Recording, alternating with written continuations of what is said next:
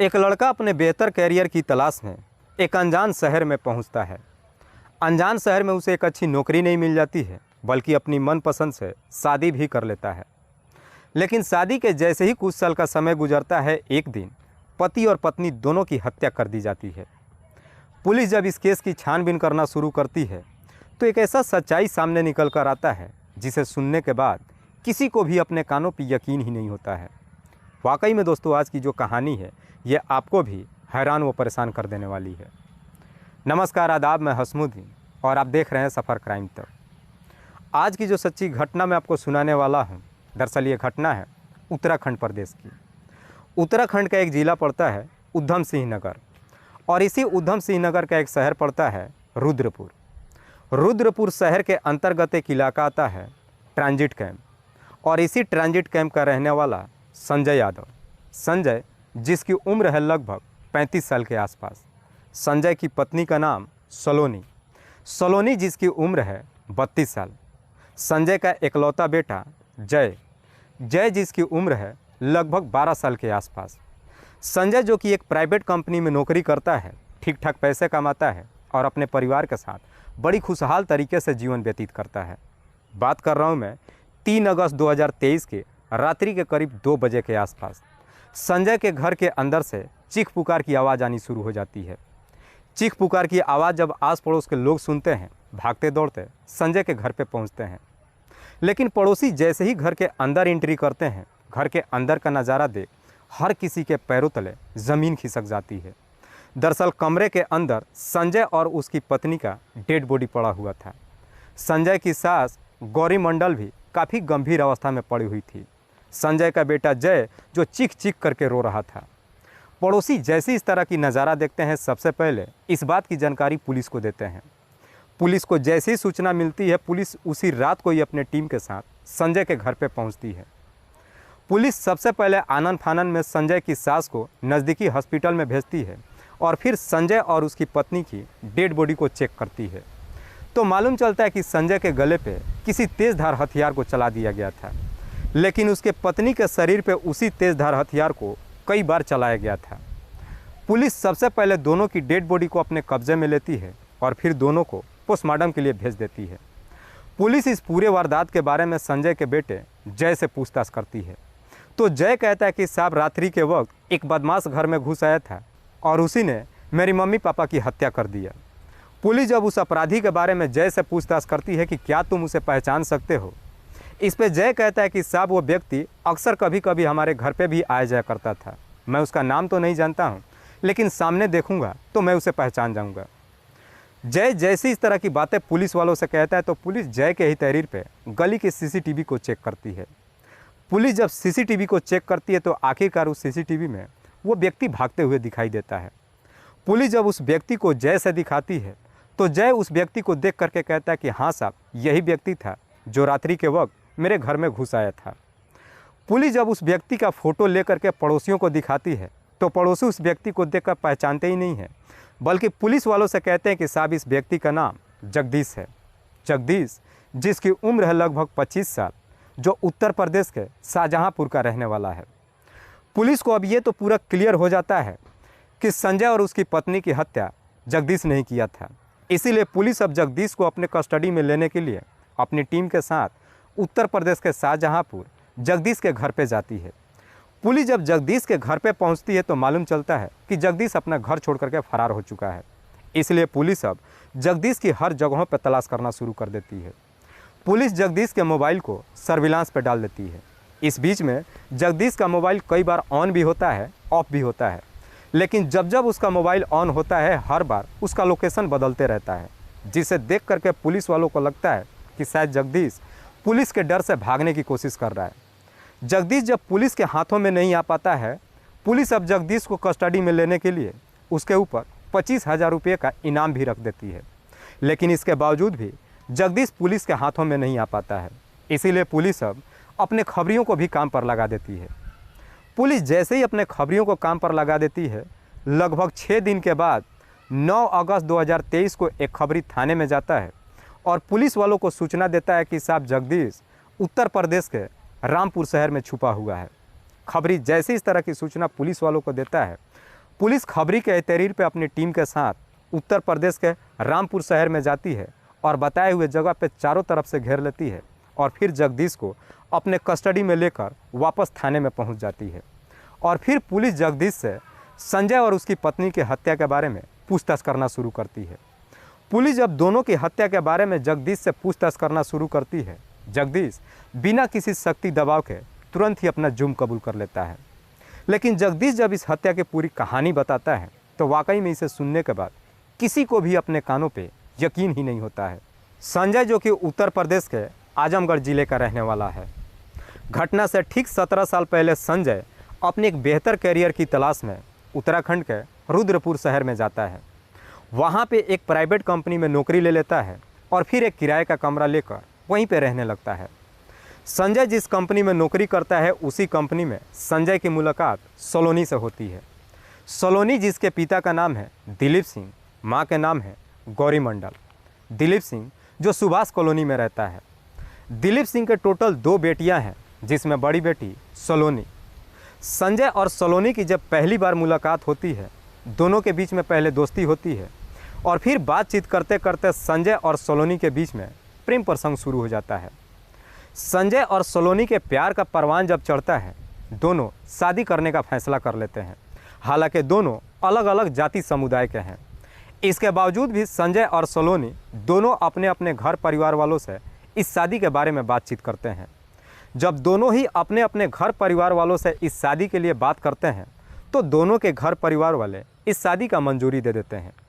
उसके बाद से संजय सलोनी से शादी कर लेता है और फिर अपने ससुर के घर में ही घर जमाई बन करके रहने लगता है। जैसे ही कुछ साल का समय गुजरता है, संजय का एक बेटा हो जाता है जिसका नाम जय रखता है। लेकिन संजय का बेटा जैसे ही इस दुनिया में आ जाता है, उसके बाद से संजय की सास उसके लिए ट्रांजिट कैंप में एक घर खरीद देती है और फिर अपने दामाद के साथ ही रहने लगती है। संजय जिस घर में रहता है उसी घर के सामने ही जगदीश रहता है। जगदीश भी किराए पे रहता है। जगदीश जो कि उत्तर प्रदेश के शाहजहांपुर का रहने वाला है, जो जगदीश भी अपने एक काम के तलाश में रुद्रपुर शहर में आया था। जगदीश जब रुद्रपुर शहर में आता है, उसे अपने मनपसंद का काम नहीं मिलता है, इसलिए राजमिस्त्री का काम करने लगता है। एक दिन जगदीश जब अपने काम पर नहीं जाता है तो अपने घर पे ही रहता है और अपने छत पे टहलता है। लेकिन जगदीश जब अपने छत पे टहलता है तो पहली बार उसी दिन ही सलोनी को देखता है।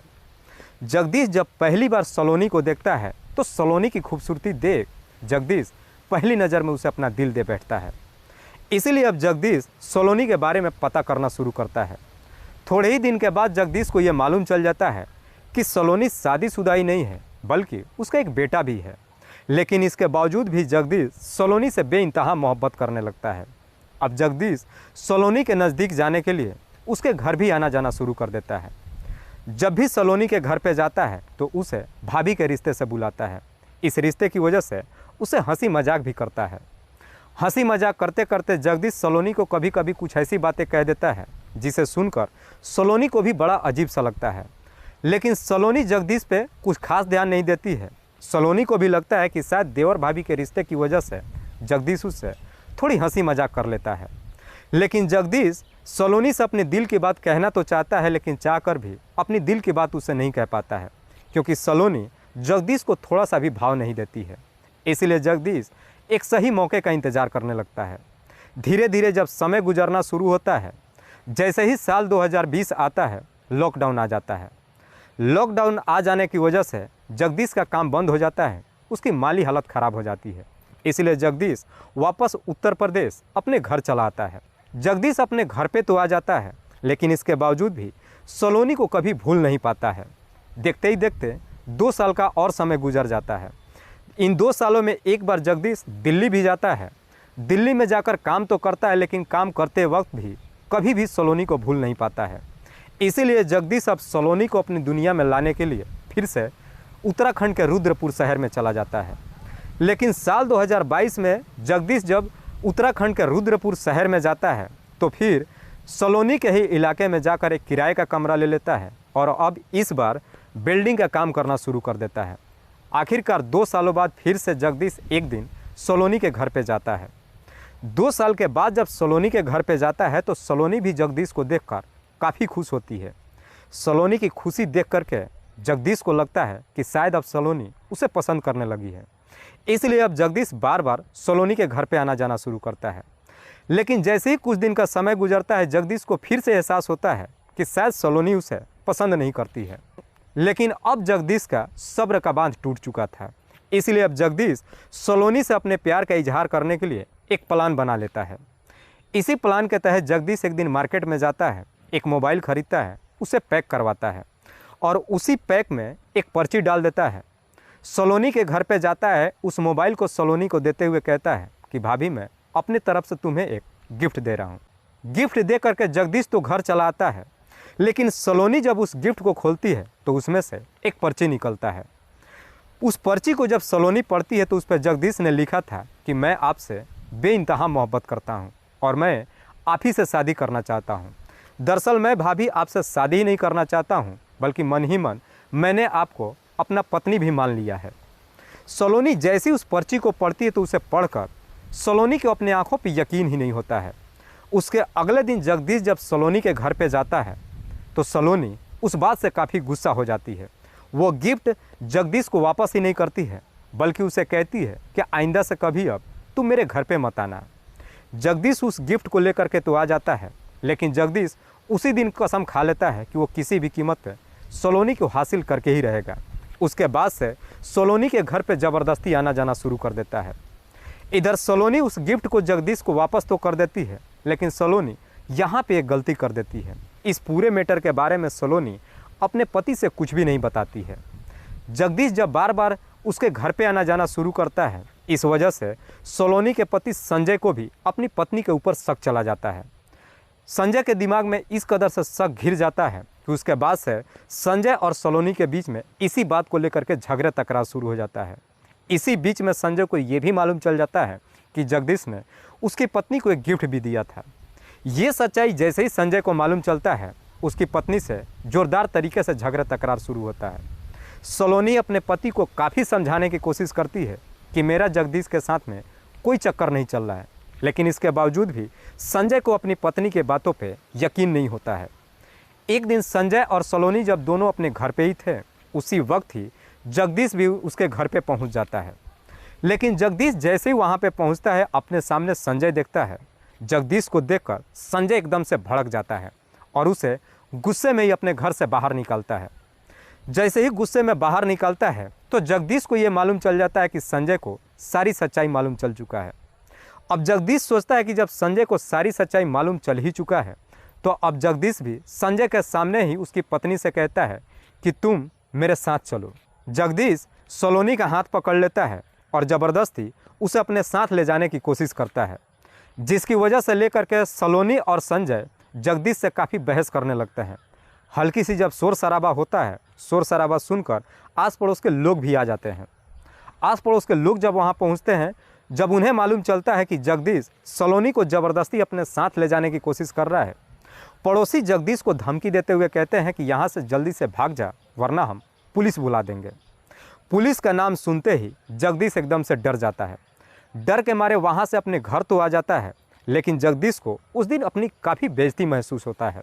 जगदीश को इतना काफ़ी बेइज्जती महसूस होता है कि उसी दिन ही गुस्से में ही सलोनी और संजय को हमेशा के लिए इस दुनिया से हटाने का तय कर देता है। उसके बाद से जगदीश सलोनी और संजय को इस दुनिया से हटाने के लिए एक सही मौके का इंतज़ार करने लगता है। आखिरकार वो मौका भी जगदीश को मिल जाता है। 3 अगस्त 2023 को संजय के कॉलोनी में एक शादी पड़ता है। इस शादी में आस पड़ोस के तमाम लोग इकट्ठा होते हैं। उसी शादी में जगदीश भी पहुंच जाता है और फिर संजय और सलोनी के ऊपर नज़र रखना शुरू कर देता है। रात्रि के जैसे ही 12 बज जाता है, संजय अपनी पत्नी के साथ वापस अपने घर पे चला आता है। घर पे जब पहुंच जाते हैं, उसके बाद लगभग 2 घंटे तक जगदीश इंतज़ार करता है ताकि वो दोनों गहरी नींद में सो जाए। जैसे ही रात्रि का 2 बज जाता है, जगदीश संजय के घर पे जाता है तो उसका दरवाज़ा अंदर से बंद था। जैसे तैसे करके जगदीश उस दरवाजे को तोड़ देता है। हालांकि दरवाज़ा जब तोड़ता है, हल्की सी आवाज़ भी होती है, लेकिन अगल बगल में कूलर और पंखा चलने की आवाज़ होने से आस पड़ोस के लोगों को सुनाई नहीं देता है। जगदीश जैसे ही दरवाज़ा तोड़कर कमरे के अंदर एंट्री करता है तो देखता है कि संजय काफ़ी गहरी नींद में सोया हुआ था। उसी नींद में ही जगदीश अपने पास से एक तेज धार हथियार निकालता है और संजय के गले पे चला देता है, जिसकी वजह से संजय की चीख पुकार भी नहीं निकल पाती है। उसके बाद से बगल के कमरे में जाता है तो देखता है कि सलोनी भी काफ़ी गहरी नींद में सोई हुई थी। लेकिन जगदीश जब सलोनी के ऊपर हमला करना शुरू करता है, सलोनी जग जाती है और फिर उसका विरोध करने लगती है। सलोनी जब चीखना चिल्लाना शुरू करती है तो उसकी आवाज़ सुनकर उसकी माँ और उसका बेटा दोनों जग जाते हैं। लेकिन इससे पहले कि ये दोनों जाकर के सलोनी को बचाते, जगदीश सलोनी के ऊपर इस कदर से वार करता है जिसकी वजह से सलोनी की भी घटनास्थल पर ही मौत हो जाती है। जगदीश जब वहाँ से भागने की कोशिश करता है तो सलोनी की माँ उसे पकड़ने की कोशिश करती है, लेकिन गौरी मंडल जैसे ही जगदीश को पकड़ने की कोशिश करती है, उसी तेजधार हथियार से गौरी मंडल के ऊपर भी हमला कर देता है, जिसकी वजह से गौरी मंडल भी वहीं पे गंभीर अवस्था में गिर जाती है। उसके बाद से जगदीश बाहर निकलता है और बड़ी आराम से मौके से फरार हो जाता है। वाकई में जगदीश जब ये पूरी कहानी पुलिस वालों को बताता है, खास करके ये असलियत आस पड़ोस के लोगों को जब मालूम चलता है, तो किसी को भी अपने कानों पर यकीन ही नहीं होता है कि जगदीश इस हद तक अपने कदम को आगे बढ़ा चुका था। फिलहाल पुलिस ने जगदीश को अपने कस्टडी में लेकर उस पर गंभीर धाराओं में मुकदमा दर्ज करके जेल भेज दिया है। दोस्तों, इस घटना को सुनाने का उद्देश्य मुझे किसी को परेशान नहीं करना है, किसी को तकलीफ नहीं पहुंचाना है। बस आपको बताना है आप जहां भी रहें सुरक्षित रहें और अपनों का ख्याल रखें। तब तक के लिए जय हिंद, जय भारत।